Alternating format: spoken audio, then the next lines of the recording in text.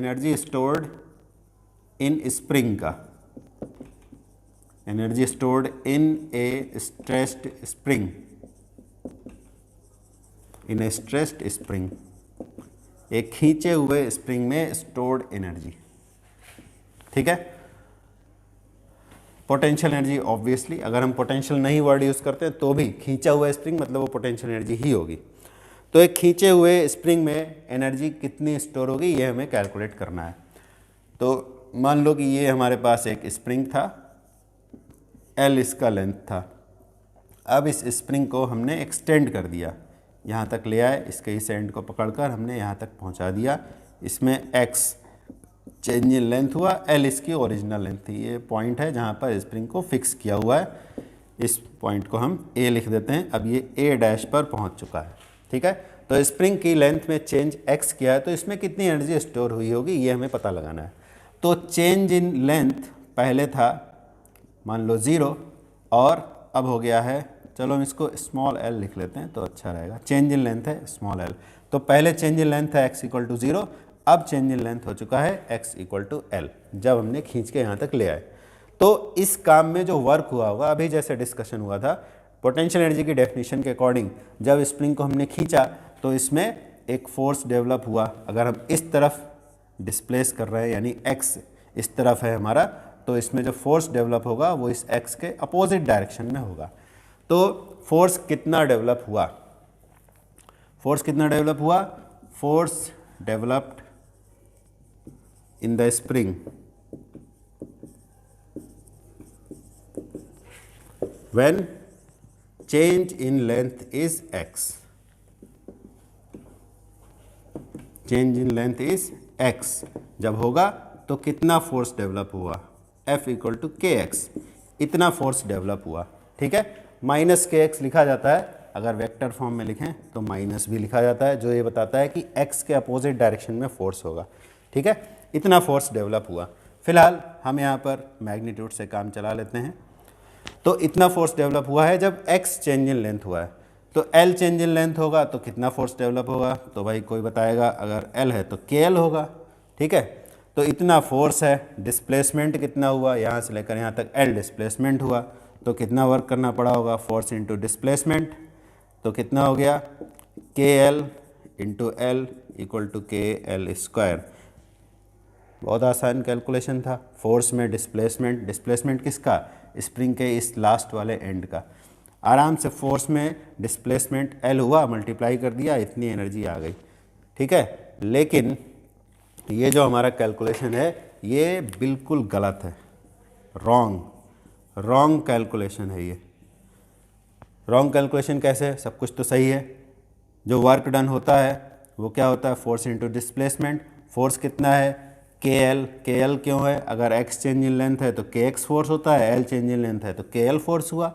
KL में हमने displacement L multiply कर दिया, KL स्क्वायर आ गया। गलती कहाँ पर है, तो भाई गलती यहाँ पर है कि हमने इस फोर्स का नेचर पहचानने में गलती कर दी। फोर्स का नेचर जो है वो कांस्टेंट नहीं है, फोर्स का नेचर है वेरिएबल। ठीक है, कांस्टेंट फोर्स जब होता है तब हम फोर्स में डिस्प्लेसमेंट को डायरेक्ट मल्टीप्लाई कर सकते हैं, लेकिन यहाँ जो फोर्स है, स्प्रिंग में जो फोर्स डेवलप होता है वो कांस्टेंट फोर्स नहीं है। इसी एक्सप्रेशन से पता चल जा रहा है F जो है वो x के डायरेक्टली प्रोपोर्शनल है। जैसे जैसे x बढ़ता है F भी चेंज होते चला जाता है। स्प्रिंग को जैसे जैसे खींचते चले जाओगे उसकी लेंथ जैसे जैसे बढ़ती जाएगी, फोर्स भी उसी के अकॉर्डिंग बढ़ता चला जाएगा। यानी ये फोर्स जो है एक वेरिएबल फोर्स है। तो वेरिएबल फोर्स के लिए वर्क डन कैसे निकाला जाता है ये ऑलरेडी डिस्कस किया जा चुका है पीछे वाले लेक्चर्स में। तो वेरिएबल फोर्स से वर्क डन हमें निकालना है। क्यों निकालना है, क्योंकि हमें energy stored in stressed spring निकालना है। तो energy stored in stressed spring उतनी ही होगी जितना उसको खींचने में वर्क किया जाता है। तो वो वर्क हमें निकालना है और इस वेरिएबल फोर्स से जो वर्क हुआ वो वाला हमें टेक्निक यूज़ करना है। तो वेरिएबल फोर्स से वर्क कैसे निकालते हैं, इंटीग्रेशन मेथड से। तो इंटीग्रेशन मेथड में क्या किया जाता है, एक स्मॉल डिस्प्लेसमेंट लिया जाता है। अगर तुम्हें ये ग्राफ याद हो, देखो x इधर था, इधर वेरिएबल फोर्स था, ये हमारा वेरिएबल फोर्स है और एरिया अंडर द ग्राफ से हमने डिस्कस किया था कि वही वर्क डन होगा। तो उसके लिए क्या करते थे, एक स्मॉल डिस्प्लेसमेंट dx के लिए वर्क पहले निकाला जाता था, यानी स्मॉल dx डिस्प्लेसमेंट के लिए हम एरिया निकालते थे, तो कितना आता था एफ dx, फिर पूरा एरिया कितना होगा, इसका इंटीग्रेशन होगा। ठीक है, तो सिमिलर चीज़ यहाँ भी हमें करनी है। डिस्प्लेसमेंट या कह लो कि change in length of spring सीधे 0 से L तो नहीं हुआ, यहाँ से यहाँ पहुँचने में बीच में दूसरे चेंज इन लेंथ वाले स्टेप्स भी आए होंगे। ठीक है, जिनको इंटरमीडिएट पोजीशन बोल सकते हैं, इस पॉइंट के इंटरमीडिएट पोजीशन, यहाँ से यहाँ तक आने में। ठीक है, यहाँ से यहाँ तक आने में इंटरमीडिएट पोजीशंस आए होंगे, तो हमें उनको भी लेना है, क्योंकि ये फोर्स कंटिन्यूसली वेरी हो रहा है।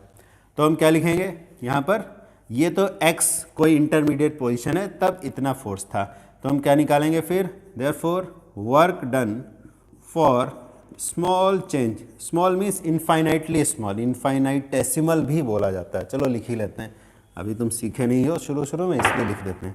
वर्क डन फॉर इनफाइनाइटेसिमल, ठीक है, इनफाइनाइट फिर उसी में सिमल लिख देना है, infinitesimal change in length, displacement word use कर सकते थे but change in length better रहेगा, change in length, work done for infinitesimal change in length dx, dx वो चेंज है, तो इनफाइनाइटेसिमल डिस्प्लेसमेंट है तो वर्क भी इनफाइनाइटेसिमल ही होगा, छोटा सा होगा, कितना होगा f डॉट dx। देखो यहाँ वेक्टर फॉर्म में लिखा है, वेक्टर फॉर्म में लिखने से फ़ायदा क्या होता है कि हमें जब वर्क की कैलकुलेशन होती है तो अपने आप से पॉजिटिव और नेगेटिव साइन जो भी आना होता है खुद से आ जाता है, फिर हमें अलग से प्लस या माइनस लगाने की चिंता नहीं रहती। ठीक है, तो इस डायग्राम को देखने से पता चल जाता है कि f और dx जो है वो एक दूसरे से अपोजिट हैं, तो वर्क डन कितना हो जाएगा, वर्क डन क्या होता है f डॉट dx, यानी कि दो वेक्टर्स का स्केलर प्रोडक्ट है। तो स्केलर प्रोडक्ट कैसे करते थे, ये सब बात अभी बार बार बोलने का कोई मतलब नहीं है, अगर याद हो तो अच्छी बात है। a डॉट b का मीनिंग क्या होता है, ए बी कॉस थीटा, तो यहाँ पर f और dx का स्केलर प्रोडक्ट है, तो क्या आएगा f dx cos theta, theta means f और dx के बीच कितना एंगल है।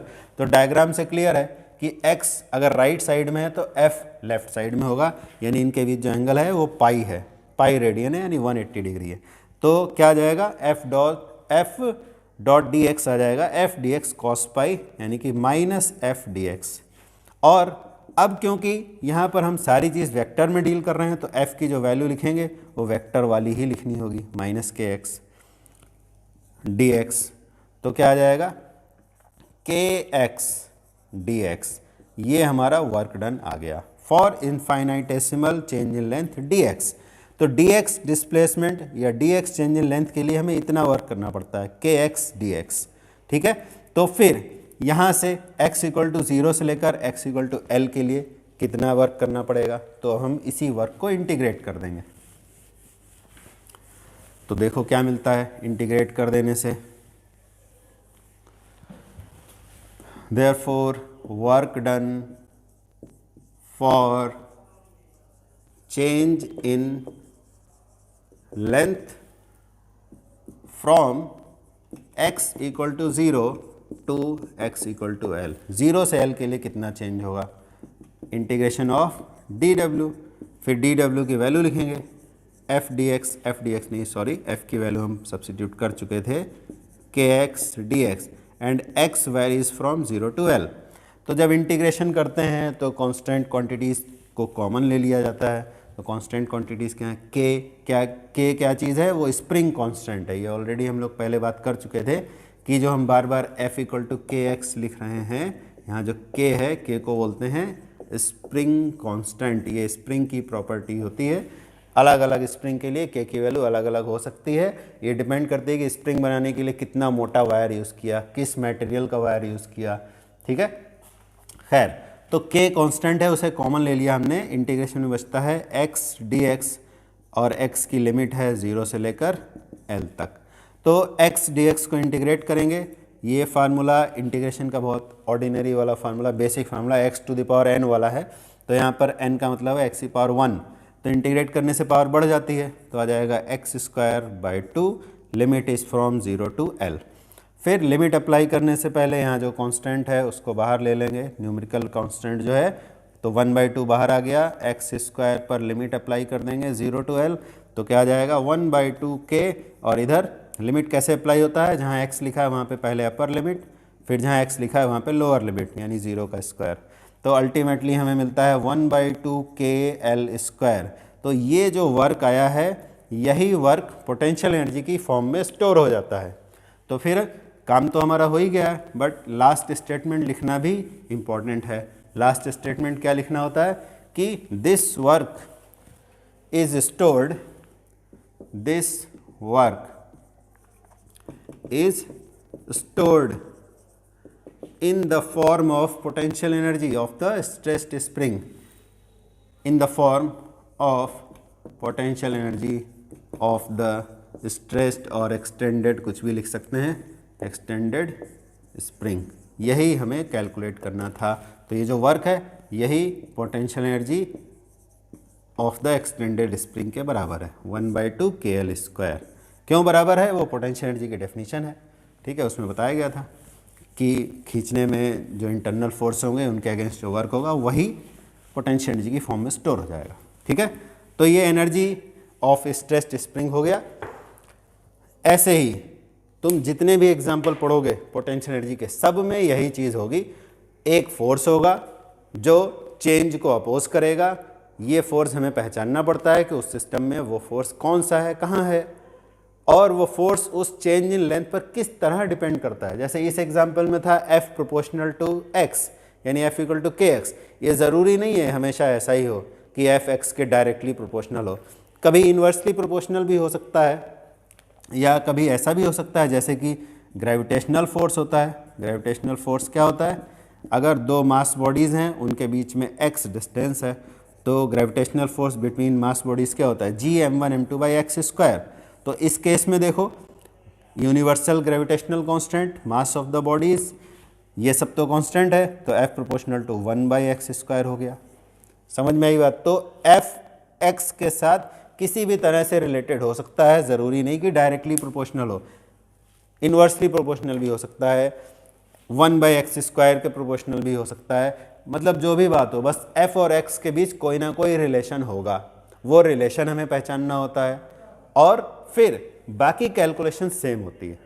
क्या करते हैं, F dx लिखते हैं, वहाँ पे F की वैल्यू डालते हैं तो हमें dw मिल जाता है। dw मीन्स स्मॉल चेंज के लिए कितना वर्क करना पड़ेगा, फिर कंप्लीट चेंज के लिए कितना वर्क करना पड़ेगा, तो dw को इंटीग्रेट कर दिया जाता है विद लिमिट्स ऑफ x। वो हमें पता रहती है कि कहाँ से कहाँ तक चेंज होगा। तो प्रोसेस बिल्कुल सेम है। हो सकता है फोर्स का टाइप अलग हो, सिस्टम का टाइप अलग हो, बट प्रोसेस बिल्कुल सेम यही रहता है। क्या रहता है कि तुम्हें वो फोर्स पहचानना है जो चेंज को अपोज करेगा और वो चेंज के साथ कैसे रिलेटेड है।